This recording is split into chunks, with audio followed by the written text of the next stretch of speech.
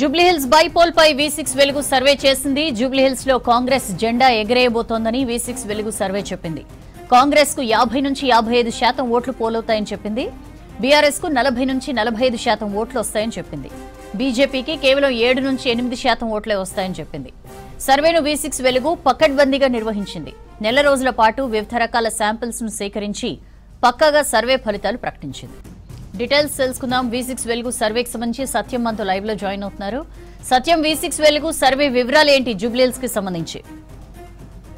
జూబ్లీహిల్స్ ఉప ఎన్నిక పైన ఎగ్జిట్ పోల్ ఈరోజు పోలింగ్ తర్వాత ఉదయం నుంచి కూడా V6 వెలుగు టీం ఉదయం 7 గంటల నుంచి ఇప్పుడు సాయంత్రం 7 గంటల అంటే పోలింగ్ దాదాపు టైం అయిపోయే వరకు కూడా V6 వెలుగు టీం అంతా కూడా పోలింగ్ ఓటు హక్కు వినియోగించుకున్న తర్వాత ఓటర్ల ద్వారా తీసుకున్న సమాచారం ప్రకారం పూర్తి డేటాను సేకరించి దాదాపు 1300 పైన శాంపిల్స్ తీసుకుంది. దాదాపు ఈ ఎగ్జిట్ పోల్లో ఎక్కువగా కాంగ్రెస్ పార్టీ వైపే ఓటర్లు మొగ్గు చూపినట్టుగా V6 వెలుగు ఎగ్జిట్ పోల్లో తేలింది.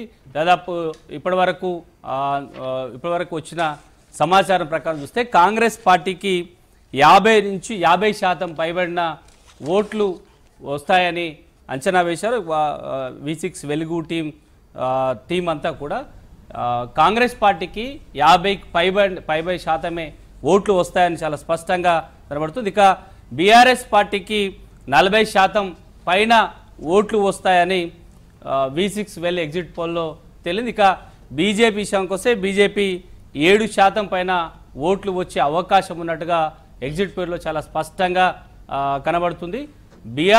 కాంగ్రెస్ పార్టీకి బీఆర్ఎస్కి దాదాపు 10% పైన ఓటు షేరింగ్ తేడా ఉండే అవకాశం ఉన్నట్టు ఎగ్జిట్ పోల్లో తేలింది. దీంట్లో మెజారిటీగా మొత్తం 7 డివిజన్లలో ఎక్కువగా కాంగ్రెస్ పార్టీ వైపు అత్యధికంగా ఓట్లు పోలై అంటే కాంగ్రెస్ పార్టీ వైపు మొగ్గు చూపిన డివిజన్ల విషయానికి వస్తే షేక్పేట, అదేవిధంగా యూసుఫ్గూడ, బోరబొండ, రైమత్ నగర్ ఈ 5 డివిజన్లలో అత్యధికంగా కాంగ్రెస్ పార్టీ వైపు పోలాయి. ఉదయం ఇటు బీఆర్ఎస్ కాంగ్రెస్ పార్టీకి 2 పార్టీల మధ్య టఫ్ పోలింగ్ జరిగిన మధ్యాహ్నం తర్వాత ఈ 5 డివిజన్లో కాంగ్రెస్ పార్టీ వైపు ఓటర్లు మొగ్గు చూపారు.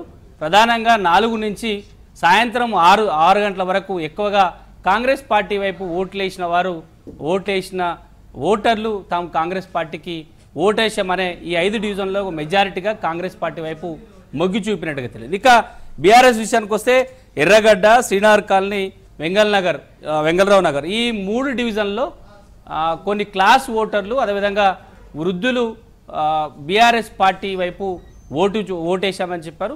వారిలో ఎక్కువగా కొంత బీఆర్ఎస్ ప్రభుత్వంలో లబ్ధి పొందిన కొంతమంది వృద్ధు పెన్షనర్లు అదేవిధంగా వారితో పాటు కొంతమంది బీఆర్ఎస్ ఫాలోవర్సు కొంతమంది సెటిలర్స్ కూడా ఇక్కడ బీఆర్ఎస్ పార్టీ వైపు మొగ్గు చూపామని చాలా స్పష్టంగా చెప్పినట్టు కనబడుతుంది. ఈ ఎగ్జిట్ పోల్లో దాదాపు ఇటు కాంగ్రెస్ పార్టీకి బీఆర్ఎస్ పార్టీకి 10% పైననే తేడా ఉన్నట్టుగా చాలా స్పష్టంగా కనబడుతుంది. ఇక డివిజన్ల వారీగా విషయానికి వస్తే ఎందుకు కాంగ్రెస్ పార్టీకి మొగ్గు చూపారనే అంశాన్ని కూడా ఓటర్ల నుంచి V6 వెలుగు టీం తీసుకుంది. ఎందుకు కాంగ్రెస్ పార్టీ వైపు మొగ్గు చూపుతున్నారు, ఈ డివిజన్లోనే ఎందుకు కాంగ్రెస్ను ఎంచుకున్నారు అనే అంశాన్ని కూడా చాలా క్లియర్గా V6 వెలుగు టీం వివరాలు తీసుకుంది. ఓటేసి తిరిగి వెళ్తున్న వారి దగ్గర సమాచారం తీసుకుని వారిలో ఎక్కువగా తాము ఓటర్లు ఎవరైతే ఎగ్జిట్ పోల్ చేసేటప్పుడు వెలుగు V6 టీం ఎక్కువగా మైనార్టీలు ఏమంటున్నారు, మహిళలు ఎలాంటి అభిప్రాయం చెబుతున్నారు, వారితో పాటు యువకులు ఎందుకు కాంగ్రెస్ పార్టీకి ఓటేస్తున్నారు, ఎందుకు సెటిలర్లు బీఆర్ఎస్ పార్టీ వైపు ఓటేస్తున్న అంశాన్ని కూడా చాలా క్లియర్గా వారి దగ్గర నుంచి తీసుకునే ప్రయత్నం చేశారు.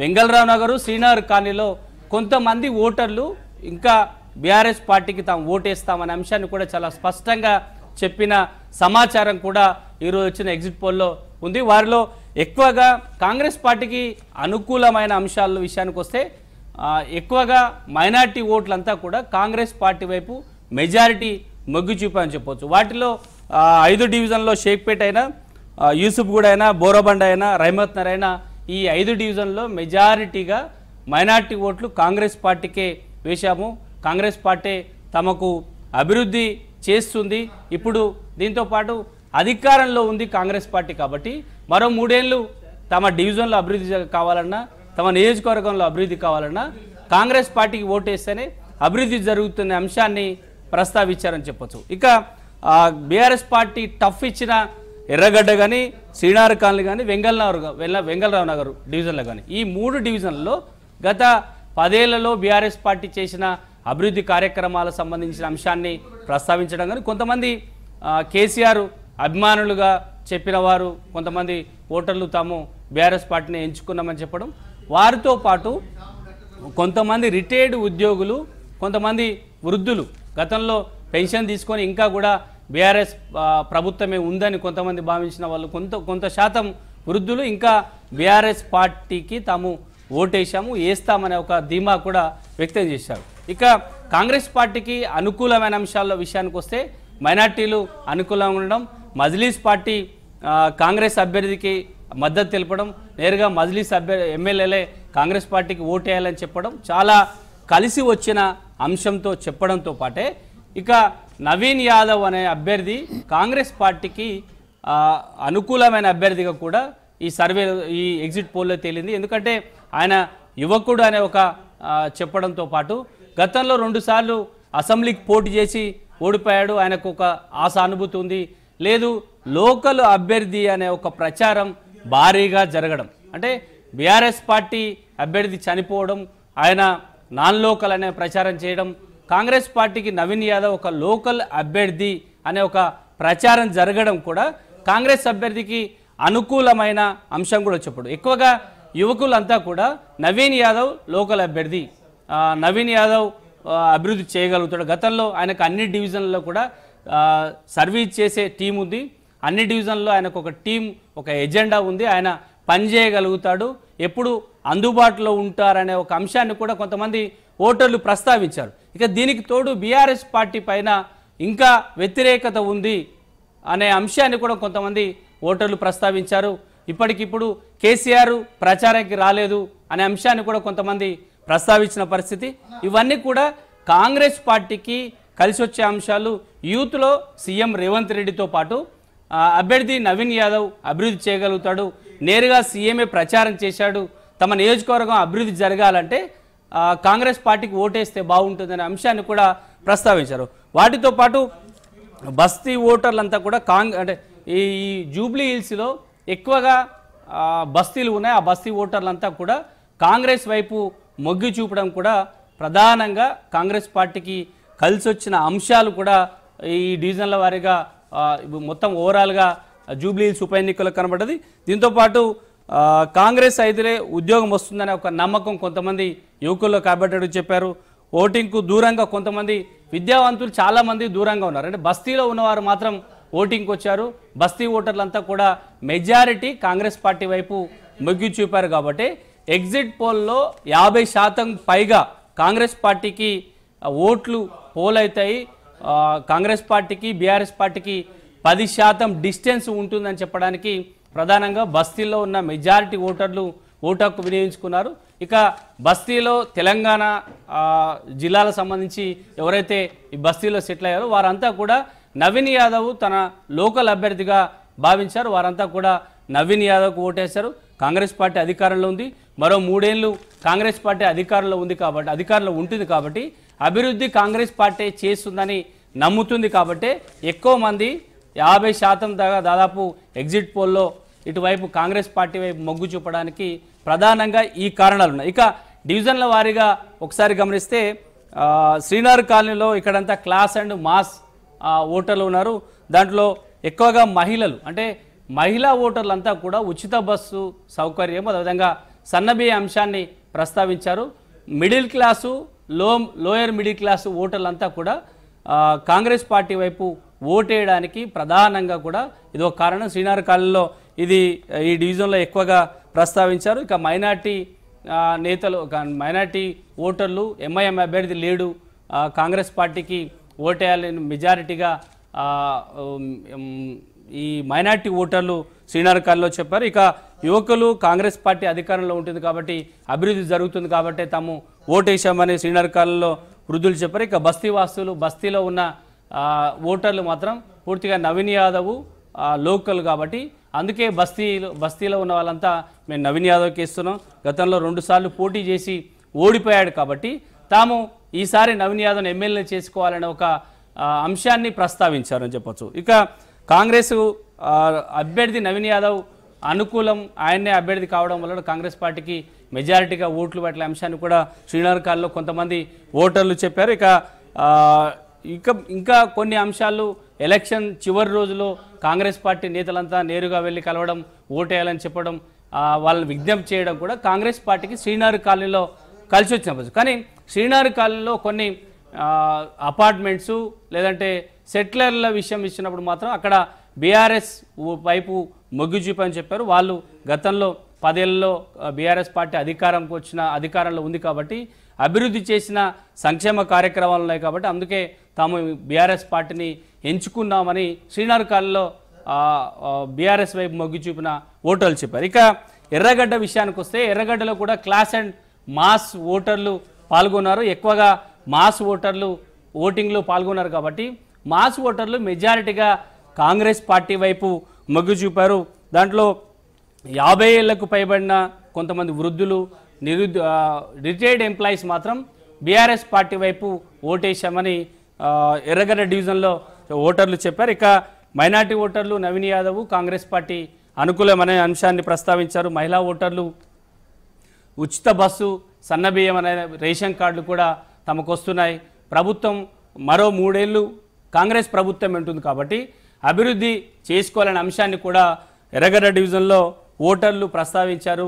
దాంతోపాటు కాంగ్రెస్ రూలింగ్ పవరు, మైనార్టీ మద్దతు ఉంది కాబట్టి ఇక్కడ స్వల్ప మెజారిటీ బీఆర్ఎస్తో పోలిస్తే కాంగ్రెస్ పార్టీకి వచ్చే అవకాశం ఉంది. ఇక బోరబండ విషయానికి వస్తే ఇక్కడ కూడా బోరబండలో ఎక్కువగా మైనార్టీ ఓట్లు ఉన్నాయి. మెజారిటీగా మైనార్టీ ఓట్లంతా కాంగ్రెస్ పార్టీ వైపు వచ్చాయి.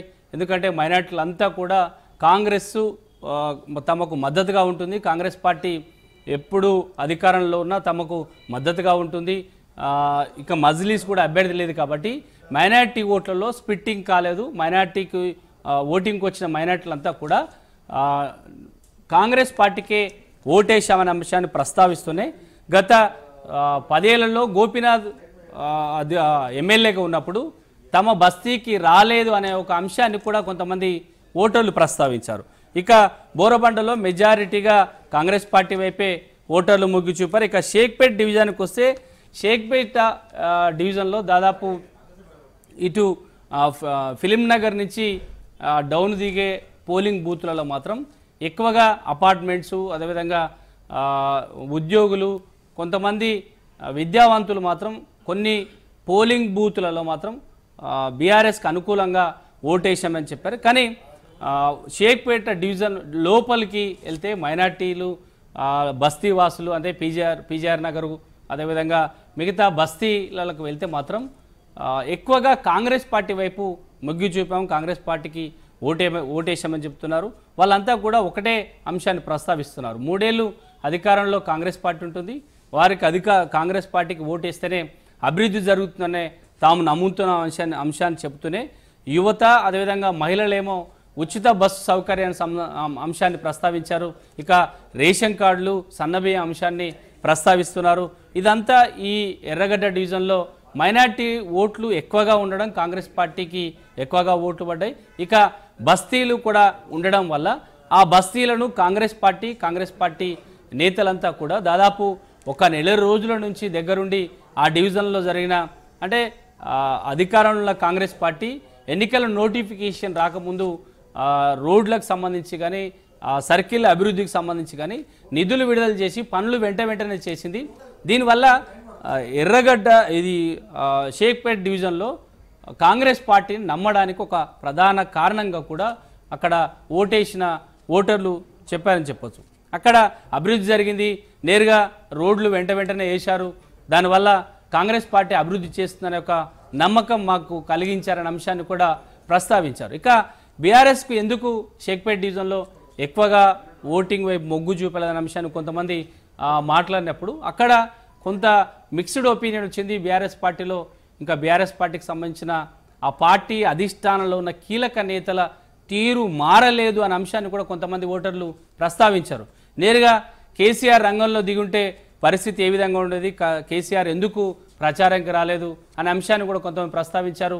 అక్కడున్న ఆ పార్టీలో ఉన్న కీలక నేతలే కావాలని ఎక్కువగా ఊహించుకొని మాట్లాడుతున్నారు, దానివల్ల ఆ పార్టీ డ్యామేజ్ అవుతుందనే అంశాన్ని కూడా కొంతమంది ఓటర్లు ప్రస్తావించారు. నేరుగా అక్కడున్న ఓటర్లతో మాట్లాడుతున్నప్పుడు వచ్చిన సందర్భం, ఆ మాటలు కూడా నేరుగా చెప్తున్న పరిస్థితి. ఇక మైనార్టీ ఓటర్లు ఎక్కువగా ఉన్న షేక్పేట్ డివిజన్లో మాత్రం వాళ్ళంతా కూడా కాంగ్రెస్కి మెజారిటీ ఓట్లు, అంటే దాదాపు 70 నుంచి 80% పోలైన మైనార్టీ ఓట్లలో ఎక్కువగా కాంగ్రెస్ పార్టీ వైపు వాళ్ళంతా మొగ్గు చూపారు. ఇది ఎక్కువ దీంట్లో కనిపిస్తున్న. దీంతో పాటు కొంతమంది కాంగ్రెస్ పార్టీ అజారుద్దీన్ని మంత్రి పదవి కేటాయించింది, అది కూడా అనుకూల అంశం అని కొంతమంది మైనార్టీ ఓటర్లు కూడా ఓటు అయిపోయిన తర్వాత ఎగ్జిట్ పోల్ సందర్భంగా V6 వెలుగు టీం అడిగిన సందర్భంగా మాట్లాడిన అంశాలు కూడా షేక్పేట్ డివిజన్లో వచ్చాయి.